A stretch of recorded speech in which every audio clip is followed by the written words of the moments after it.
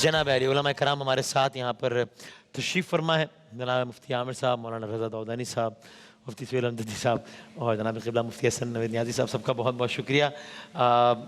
سوالات ہیں، مفتی عامر صاحب سے آغاز کرتے ہیں۔ جی السلام علیکم، میرا علماء کرام سے سوال ہے کہ ایک عورت جو ہے وہ اپنے شوہر اچھا صحیح میں اس کو ویسے ہی کر لیتا ہوں۔ اچھا حضرائے کرم، پہلے آڈیو کی کوالٹی، تو آڈیو نشر ہونے کی کوالٹی نہیں ہے اس کی، تو ٹھیک نہ ہو آڈیو تو مجھے بتا دیں، میں ویسے ہی سوال کر لوں گا، یہ تو ویسے سمجھ ہی نہیں آئے گا سوال۔ سوال یہ ہے کہ کوئی شوہر، کوئی بیوی اپنے شوہر کی اطاعت کرتی ہے، سارے فرائض بھی ادا کرتی ہے، لیکن شوہر اپنی بیوی سے راضی نہیں ہو رہا، تو اس صورت میں بیوی کے لیے کیا حکم ہے؟ بسم اللہ الرحمن الرحیم۔ بہن نے سلام کیا، وعلیکم وعلیہ السلام۔ یہ جو کہا نا کہ وہ اپنے فرائض پورے کرتی ہے لیکن شوہر راضی نہیں ہوتا، ہاں تو گویا کہ انہوں نے ان کی جو ذمہ داری تھی وہ پوری کر دی۔ اب ان کے ذمے جو اللہ تعالیٰ نے، معاشرے نے، سوسائٹی نے، قانون نے جو نافذ کیا تھا، انہوں نے اپنا حق ادا کر دیا۔ اب شوہر کا جو حق تھا اس میں کمی رہ رہی ہے، تو شوہر کو چاہیے ان کو کچھ نہیں کرنا، اب شوہر کو اپنی کمی پوری کرنی ہے کہ وہ بھی جو ہے وہ اگر بیوی خدمت گزار ہے اور اپنے حقوق پورے ادا کرتی ہے تو یہ تو اللہ تعالیٰ کی بہت بڑی نعمت ہے، اور ایسی نعمت کی قدر نہیں کرو گے، ایسی نعمت کا شکر نہیں کرو گے تو وہ نعمت چھن جاتی ہے۔ حکم یہی ہے نا کہ جب آپ کو اللہ تبارک و تعالیٰ کوئی نعمت ہے تو شکر ادا کرو۔ خاتون یہ بتا رہی ہیں نفس مسئلہ کہ میں جو ہے وہ اپنے حقوق ادا کرتی ہوں، اور نبی کریم علیہ السلام نے فرمایا کہ نیک بیوی جو ہے وہ دنیا میں ایک بہت بڑی نعمت ہے۔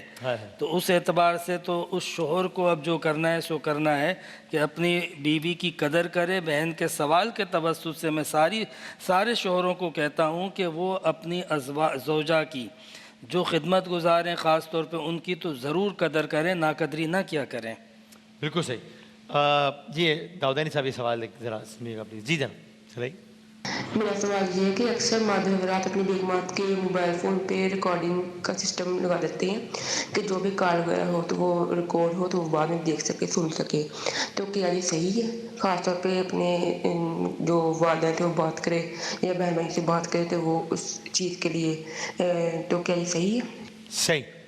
بسم اللہ الرحمن الرحیم۔ اگر شوہر کی حق تلفی ہو رہی ہے تو وہ اس سے تو کہہ سکتا ہے کہ آپ موبائل فون اس وقت استعمال نہ کریں، لیکن یہ کہ اس کے اوپر ریکارڈنگ لگا دینا یہ ایک طرح سے اس کی پرائیویسی کے اندر مداخلت ہے۔ بہرحال خاتون جو ہے ان کی اپنی ایک پرائیویٹ لائف ہو سکتی ہے، لہذا اس پرائیویٹ لائف کے اندر اس طرح سے مداخلت کرنا بالکل اس کی گنجائش نہیں ہے، اور لا تجسسو کا جو عموم ہے اس کے اندر یہ بھی شامل ہے کہ تجسس نہ کرو۔ تو ظاہر ہے کہ اگر آپ اس کو بیوی بنا کر لائیں تو اس کے اوپر اتنا اعتماد تو کریں کہ وہ آپ کے لیے قابل اعتماد ایک لائف پارٹنر ہے، وہ آپ کا ہم سفر ہے، وہ آپ کی شریک حیات ہے، اس کے اوپر اعتماد کریں۔ اور اگر واقعاً کوئی ذہن کے اندر منفی خیال آ رہا ہے تو اس منفی خیال کو آپ جھٹک کر باہر پھینک دیں۔ ہاں، گھر کے اندر ایک ماحول ایسا بنائیں کہ جس کے اندر آپ کا جو حق ہے وہ متاثر نہ ہو، اس کا بالکل خیال ہونا چاہیے، اور خاتون جو ہے اس کا خیال رکھیں۔ اور اگر بہت زیادہ وہ موبائل فون استعمال کر رہی ہیں جس کی وجہ سے ان کا حق متاثر ہو رہا ہے تو وہ اس کے اوپر کہہ سکتے ہیں کہ اس کو تھوڑا کم کر دیجیے، لیکن یہ کہ یہ کوئی طریقہ مناسب طریقہ نہیں ہے۔ بالکل صحیح۔ یہ موبائل فون سے متعلق یہ سوال آیا ہے کہ وہ موبائل فونز پر گیمز وغیرہ کھیلنے میں تو کوئی ممانعت نہیں، یا کوئی بھی ایسی کسی طرح کی گیمز ہیں کیا جو کہ کھیلنے میں ممانعت ہے؟ بسم اللہ الرحمن الرحیم۔ اللہم صلی علی سیدنا و مولانا محمد وعلی آلہ و اصحابہ وبارک وسلم۔ دیکھیں، کوئی ایسا گیم کھیلنا کہ جس میں وقت ضائع ہو اور آپ کے فرائض، واجبات، سنتیں جو ہے وہ ڈسٹرب ہو رہی ہوں، تو یہ تو بالکل اس کی ممانعت ہے۔ لیکن ذہنی ایک بشاشت کے لیے، ذہنی نشو و نما کے لیے، ذہنی تربیت کے لیے آپ کوئی بھی گیم کھیلنا چاہیں تو کھیل سکتے ہیں، بشرطے کہ اس میں کوئی جوا وغیرہ یا کوئی سٹا وغیرہ اس طرح چیز نہ ہو۔ اور جوا سے مراد ہے کسی بھی گیم پہ اگر شرط لگا لی تو اس کیٹیگری میں آ جائے گا، جوئے والی کیٹیگری میں؟ بالکل ایسا ہی ہے۔ شرط چاہے یہ ہو کہ چار دوست کھیل رہے ہیں، بھائی جو جیتے گا وہ۔ بعض اوقات ایسا ہوتا ہے 4-5 دوست مل جاتے ہیں، کھیلتے ہیں، بھائی جو جیتے گا یہ ہوگا وہ ہوگا، اس طرح نہیں کرنا چاہیے۔ اگر مل کر کھیلتے تو کوئی حرج نہیں ہے اس میں۔ کبھی یہ ہوتا ہے کہ وہ شرط اس طرح شرط نہیں ہوتی، لیکن وہ کہتے ہیں بھائی گیم کھیلنا، جو جیتے گا بھائی کل وہ کھانا کھلائے گا، یہ شرط کی کیٹیگری میں آئے گا یا نہیں آئے گا؟ جو جیتے گا کھانا کھلائے گا تو اس میں تو کوئی شریک بات نہیں ہے، لیکن پھر ہوتا کیا ہے کہ اس کی اجازت دے دی جائے نا پھر وہ بات آگے بڑھتی ہے۔ صحیح صحیح۔ جناب قبلہ اس سوال سنیے گا جی۔ अस्सलाम वालेकुम। वालेकुम मैं पूछना सलाम। चाहती हूँ, जब घर में ख़वातीन तरावी पढ़ती हैं तो वो क्या अपने हाथ में कुरान लेके या कुरान सामने रख के खोल के उस पर से देख के पढ़ सकती हैं? क्योंकि इंटरनेट पे अलग अलग आंसर्स हैं, आप प्लीज़ एक दफ़ा सारे स्कॉलर से पूछ लें। जी बिल्कुल जनाब। बिस्मिल्लाहिर्रहमानिर्रहीम सल्लल्लाहु अलैहि हबीबी मोहम्मद व अला आलिहि वसहबी बारक वसल्लम। वैसे इस मसले में आइम्मा का इख्तिलाफ है कि मुसहफ शरीफ से देख कर तिलावत कर सकते हैं नहीं कर सकते नमाज में, बिलखुसूस नवाफिल के अंदर। बाज़ आइम्मा जवाज़ के भी कायल हैं, लेकिन हमारे फ़िक़्ह हनफ़ी में जो मुफ्ता भी कौल है, जिस पर फतवा दिया जाता है, वो कौल ये है, जो स्टेब्लिश्ड जो राय है हमारे यहाँ, वो ये है जिस पर हम फतवा देते हैं कि मुसहफ शरीफ से देख कर तिलावत नहीं कर सकते, उससे देख कर नहीं करनी चाहिए। और बाज़ आइम्मा तो यहाँ तक सख्ती करते हैं कि वो इसे मुफसदे सलात करार देते हैं। अच्छा, तो कि नमाज बातिल हो जाएगी। नमाज बातिल हो जाती है। यानी ये इख्तिलाफ अगर ऐसा होता ना कि राजे और गैर राजे का इख्तिलाफ होता, बेहतर या नामुनासिब इस तरह का इख्तिलाफ होता, तो फिर गुंजाइश की बात थी। यानी एक तरफ वो हजरात हैं जो जायज़ कह रहे हैं, जो जायज़ कह रहे हैं वो भी जायज़ कह रहे हैं, वाजिब या फ़र्ज़ या सुन्नत नहीं कह रहे, वो इसको मुस्तहसन अमर नहीं बता कहा जा सकता है, आपने कहा ना इख्तिलाफ है कि जमहूर उलमा की राय, अक्सरियत की राय ये है कि इसको ना किया जाए। जी ना किया जाए। वो जो बातिल जब कह रहे हैं ना एक तरफ, यानी सीधी सीधी ये बात आ गई कि सिर्फ कुछ लोग सिर्फ जायज़ कह रहे हैं कि चलो ठीक है, बाकी कह रहे हैं नहीं नमाज बातिल हो जाएगी। तो इसलिए इसमें तो वैसे ही इबादत में तो सीधा सीधा हमारा ज़ाब्ता है कि इबादत में एहतियात औला होती है, तो इसीलिए अब ये तो मुफ्ती साहब ये सवाल आ गया, अब अगर इसको जरा आप डिजिटल दौर है तो यही हुक्म सादिर हो जाएगा अगर कोई कुरान पाक से देख के पढ़ रहा है? बिल्कुल ऐसे ही, जो मानी जब मुसहफ शरीफ से जात नहीं फिर ये मिल तो रही, फिर मोबाइल तो वैसे ही जो है ना वो तो अगला दर्जा है। ठीक, फिर तो मंजिल दोहराने की ज़रूरत ही नहीं है, तरावी में सामने और पढ़ते जाए। सही, ठीक है ठीक। फ़िक़्ह जाफ़रिया में चाहे वो वाजिब नमाजें हों या कोई भी मुस्तहब नमाज हो, उसमें मुसहफ शरीफ से यानी कुरान पाक से या टेलीफोन से आयात या दुआएं पढ़ना अलाउड है या नहीं है? ज़ाहिर है कि लफ्ज़ तरावी और उस पर तो बहस नहीं हो रही है ना, इस वक्त तो एक बहस ये हो रही है कि आया जो भी नमाज पढ़ी जा सकती है, चाहे वाजिब हो चाहे नाफिला हो मुस्तहब हो, उस नमाज के अंदर अगर कोई शख्स मिसाल के तौर पर कुरान मजीद पढ़ना चाहता है और उस नमाज का तरीक़ाकार ही है कि उसके अंदर कोई ख़ास मखसूस आयत पढ़ी जाती है, नाफिला के अंदर तो ये बहुत होता है, तो इसके अंदर पढ़ी जा सकती है देख कर या नहीं, तो उसके अंदर फ़िक़्ह जाफ़री के अंदर बिल्कुल आज़ादी है, पढ़ी जा सकती है। अगर कुरान मजीद को सामने रख कर भी पढ़ा जाए तो उसमें कोई हरज नहीं, कोई ममानियत नहीं है किसी किस्म की, हर्ज नहीं हो। ठीक है। अच्छा, ये एक और ये सवाल आया कि भाई अगर किसी के वालिदैन हज की का इरादा रखते हो, इस्तिताअत भी रखते हो, यानी कि वो सारे शराइत पे पूरे उतरते हो जिसके बाद किसी इंसान पे हज वाजिब हो जाता है, उन्होंने इरादा कर लिया है, कुछ अरसे कोताही की है, यानी कुछ अरसा ऐसा गुजारा है, कह लीजिए 4-5 साल, जब वाजिब था लेकिन हज नहीं किया, अब इंतकाल हो गया उनका, तो अब क्या बेटे पर या औलाद में से किसी पर ज़रूरी है कि वो उनके बदले हज करे या किसी और को पैसे दे के हज करवाए? ये इसके अंदर मसला फ़िक़्ह जाफ़री के अंदर ये बनता है कि अगर उनके ऊपर हज आ चुका था और उन्होंने नहीं किया, जी, अब उनके इंतकाल के बाद जिस तरह से और बहुत सारे कर्जे अदा किए जाएंगे ना, उसी के अंदर ये वाला कर्जा भी दीनी एक शरई कर्जा उसके ऊपर है। यानी अगर उसने हाँ मीरास अगर उसने छोड़ी है इतनी कि जिससे हज किया जा सके, तो पहले उसकी तरफ से हज नियाबती या हज बदल जिसको कहा जाता है वो करवाया जाएगा, और फिर उसके बाद जो दूसरी चीज़ें हैं वो पैसा अलग करने के बाद फिर बाकी उसकी मीरास वगैरह तकसीम। अब बेशक या तो बेटा खुद कर ले उनके नियाबत में हज या फिर किसी से करवा ले, किसी भी ऐसे शख्स से कि जो कर सकता है उससे करवा ले, या खुद कर सकता है तो खुद कर ले। अगर उस पर अपना हज वाजिब है तो उसे अपना हज करना है, फिर वो किसी और की तरफ से हज नहीं कर सकता, ना ही अपने बाप की तरफ से ना किसी और की तरफ से। लेकिन अगर उसका अपना हज उसके ऊपर वाजिब नहीं है तो बिल्कुल वो हज बदल या नियाबती के तौर पर वरसा के कंसेंसस के साथ जा सकता है। अच्छा, अब नमाज में तो ये मसला और ज़्यादा पेश आने वाला है, हज तो 100 में से होता है 5 लोगों पर वो फ़र्ज हो, नमाज तो है ही फर्जी है, तो अब किसी कोई जानता है कि उसका बाप या उसकी वालदा पर नमाज वाजिब थी, उनकी सेहत भी इजाज़त देती थी, उन्होंने अल्लाह ना करे 10 साल नमाज नहीं पढ़ी ज़िंदगी में, अब इंतकाल हो गया है, तो ठीक है वो तो हिसाब किताब अपना अल्लाह ताला जाने, लेकिन अब क्या औलाद में से किसी पर हज की तरह ये भी फ़र्ज़ है कि उनकी नमाज अदा करे या पैसे देकर अदा करवाए? इसके अंदर बुनियादी मसला क्या है, मैं आपकी खिदमत में करूँ कि फ़िक़्ह हनफ़ी और फ़िक़्ह जाफ़री में इसमें एक इख्तलाफ है, पहले भी हम लोग इसको तो वैसे भी आप जिस से हैं सवाल थोड़े से मासूमाना आ रहे हैं। बुनियादी बात यह कि एक वो नमाज है कि जो बाप ने मसलन लापरवाही की वजह से बेतवज्जुही करते हुए छोड़ दी और नहीं पढ़ी, उसकी बात नहीं हो रही। मगर कुछ नमाजें वो हो सकती हैं कि जो इत्तेफाकन उससे छूट जाएँ, कभी इंसान है गलती हो जाती है, कोताही हो जाती है, तो ये नमाजें वो हैं कि जो फ़िक़्ह जाफ़री के अंदर जिंदा बड़े बेटे के ऊपर वाजिब है। अच्छा। यानी हो सकता है कि कोई और बड़ा बेटा हो जिसका इंतकाल हो चुका हो, उसकी बात नहीं, जो अवेलेबल लॉट है उसके अंदर जो बड़ा बेटा है उसके ज़िम्मे पर है बाप के केस के अंदर कि वो उसकी उन नमाज़ों को या तो ख़ुद पढ़े या किसी से पढ़वाए, और उसके लिए अगर उसको रकम भी खर्च करनी पड़ती है तो रकम भी खर्च करे। और अगर वो शख्स कि जो इस दुनिया से जा रहा है अगर उसके ज़िम्मे पर कुछ नमाज़ें हैं तो उसके लिए ज़रूरी है कि वो वसीयत करे कि मेरी इतनी नमाज़ें मुझ पर वाजिब हैं कि जो मैंने नहीं पढ़ी। बिल्कुल। अब ये आनाप में हज और नमाज दोनों उन्वानात से बता दीजिएगा।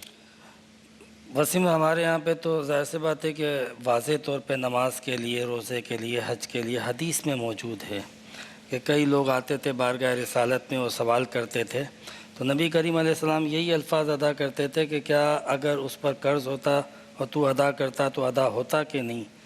तो कहा बिल्कुल अदा हो जाता। तो कहा अल्लाह ताला का हक़ उससे ज़्यादा जो है वो इस्तेहकाक रखता है कि अदा किया जाए। Right. यानी किसी के ऊपर नमाज़ें ड्यू हों तो उसकी तरफ से उसकी औलाद को अदा करना है, और अदा करने से मुराद नमाज़ों का अदा यानी फ़िदिया देगा, रोज़े की अदायगी यानी फ़िदिया देगा।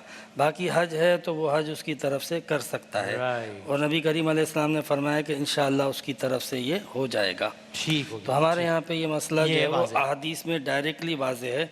बाकी तो रहा फिर तो बहुत ये ज़्यादा इख्तिलाफी नहीं हुआ फिर तो ये भाई, ये इसमें सिर्फ इतना इख्तलाफ है कि हमारे यहाँ पे ये नहीं है कि बड़े बेटे पर वाजिब अच्छा, है, जी, जी, ये हो गया, ठीक और है, ये भी कि वाजिब है औलाद पर वाजिब अगर है। वसीयत की थी उसने और पैसा भी छोड़ा है तो फिर लाजिम है कि उसकी वसीयत पे अमल किया जाए। सर एक और बात बता दीजिएगा, ये खातून है गालिबन, ये कि मेरा बेटा 3 साल का है, तो मैं जब नमाज पढ़ रही होती हूँ तो जा नमाज पर वो अक्सर हालत इजाज़त में मेरे पास आ जाता है, तो मैं ऐसी सूरत में क्या करूँ? नमाज तोड़कर उसको पकड़ लूँ या नमाज जारी रखूँ?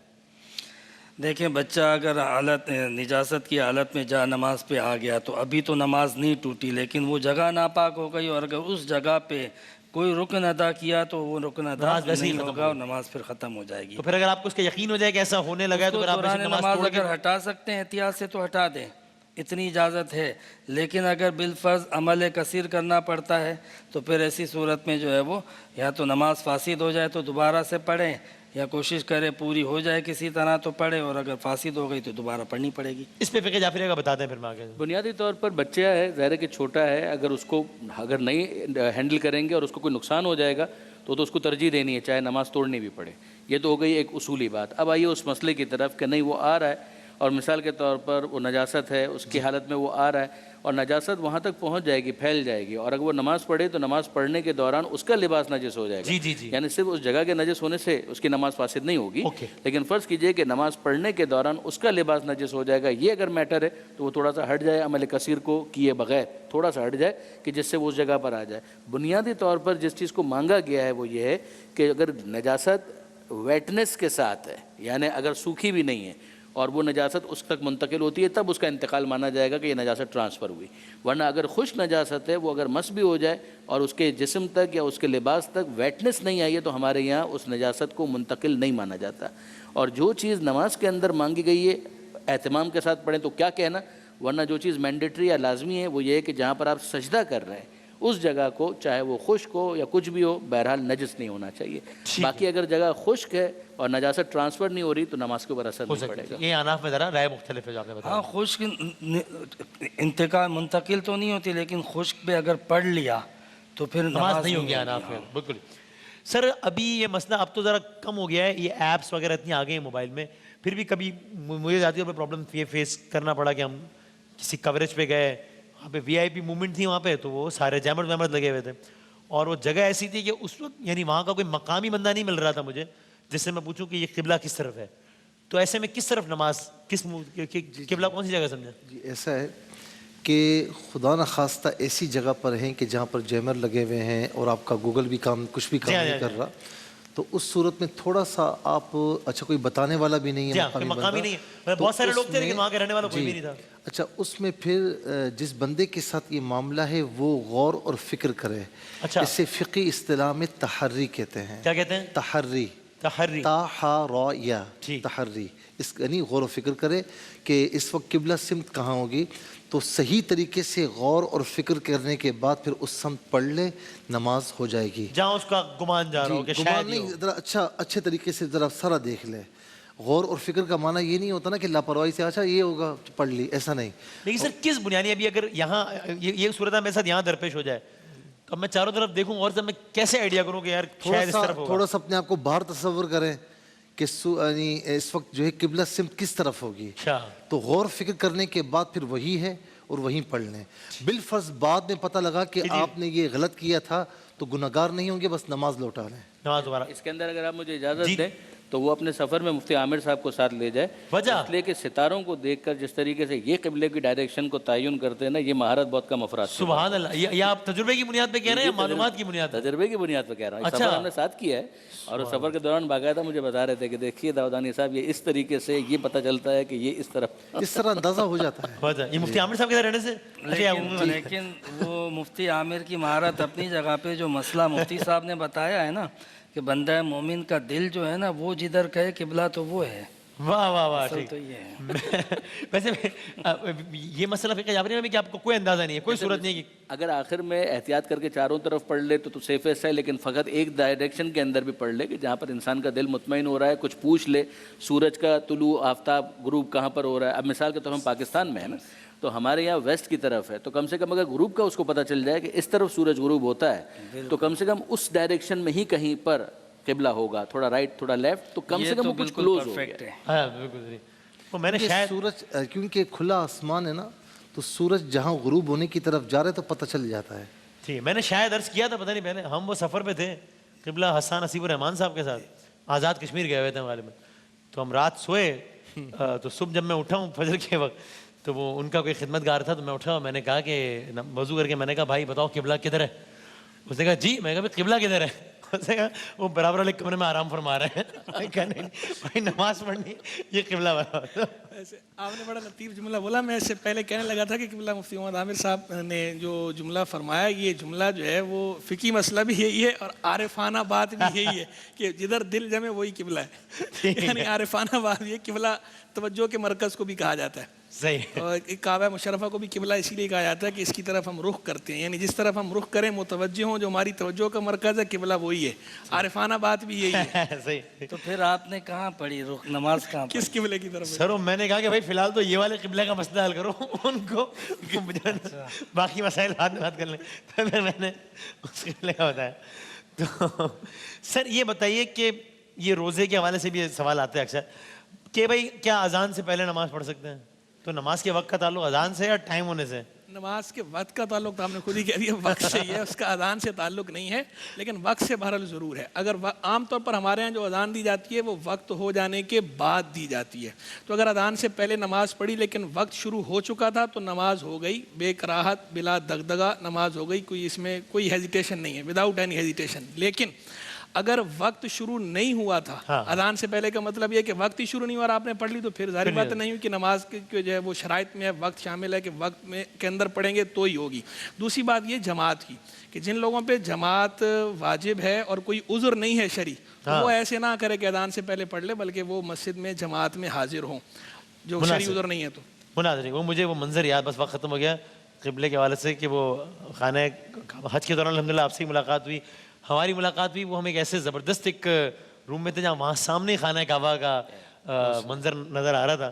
اس وقت نماز ہو رہی تھی, تو داؤدانی صاحب نے کہا کہ یہ تو یعنی اس سے بہتر کیا منظر ہوتا ہے کہ یہ قبلہ خانہ کعبہ آپ کے سامنے. تو میں اکثر کہتا ہوں کہ ہر نماز کا اپنا ہی مزہ ہے, لیکن خانہ کعبہ کے سامنے کھڑے رہ کے 2 رکعت نماز پڑھنے کا تو کوئی اس کا کوئی مول ہی نہیں ہے, مطلب ساری دنیا میں ویسا پرائس لیس ہے. یعنی وہاں عین کعبہ کے سامنے, یہاں تو آپ جہت کی طرف رخ کر رہے ہیں, وہاں عین ہے سامنے. خوبصورت انداز میں تلاوت ہو رہی ہے, اور کیا بات. بہت شکریہ علماء کرام کا, بہت شکریہ. ایک وقفے کے بعد انشاءاللہ ہمارا کوئز کا سیگمنٹ ہو.